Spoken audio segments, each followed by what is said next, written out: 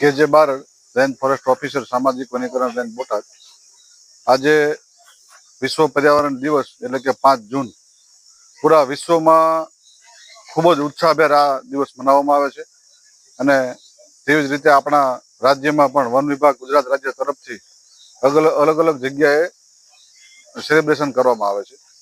આજે બોટાદ રેન્જની અંદર master computer ક્લાસીસના 300 જેટલા વિદ્યાર્થીઓ અહીં આવેલા છે અને તેમને પ્રકૃતિ વિશેનું મહત્વ, પ્લાસ્ટિક રૂપી રાક્ષસ જે દિવસે ને દિવસે વકરી રહ્યો છે તેનો ઉપયોગ કેમ ઘટાડવો પ્લાસ્ટિકનો, અને પ્રકૃતિમાં આપણે કેમ સહભાગી થઈએ તે માટેનું પણ એક પ્રતિજ્ઞા લેવડાવી છે. તે માટેની માહિતી આપેલી છે. દરેક વિદ્યાર્થીઓને અહીંથી એક વૃક્ષ આપવામાં આવશે. તેનું જતન પણ તેઓ કરશે અને તેની સેલ્ફી સાથે ફોટો અત્રે મોકલશે. ખાસ તો આજના દિવસે પ્રકૃતિ રક્ષણ એક વિશ્વનો બહુ મોટો પડકાર છે. તો વૃક્ષો એ એક જ સ્ત્રોત છે કે વૃક્ષોથી પર્યાવરણને બચાવી શકાય, જનજાગૃતિ લાવી શકાય, વધારેમાં વધારે વૃક્ષો વાવે અને વધારે પ્રકૃતિ હરિયાળી બને એ માટેના પ્રયાસો છે. અને વન વિભાગની વિવિધ યોજનાઓ થકી વૃક્ષો ઉછેર કરવો તે અંગેની પણ માહિતી તમામ વિદ્યાર્થીઓને આપવામાં આવેલ છે. Mayurbhai Jamod, master computer classes Botad. આજે જાગૃતિ કાર્યક્રમ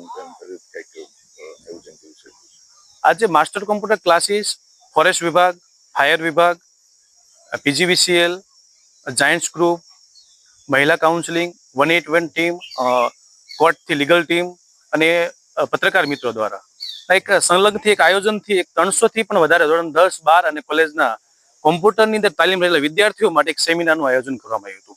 આ સેમિનારની અંદર આજે અહીંયા ફોરેસ્ટ ડિપાર્ટમેન્ટ દ્વારા પ્લાસ્ટિક કેમ દૂર કરવું જોઈએ, વૃક્ષનું જતન કેમ કરવું જોઈએ અને પર્યાવરણની આખી માહિતી આપવામાં આવી છે.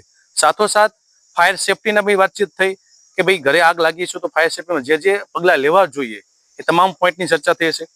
વિશેષ વાત કરીએ તો PGVCL છે એ વિદ્યુત અને ગ્રીન એનર્જી અને સોલાર સિસ્ટમની વાતચીત કરીએ છીએ.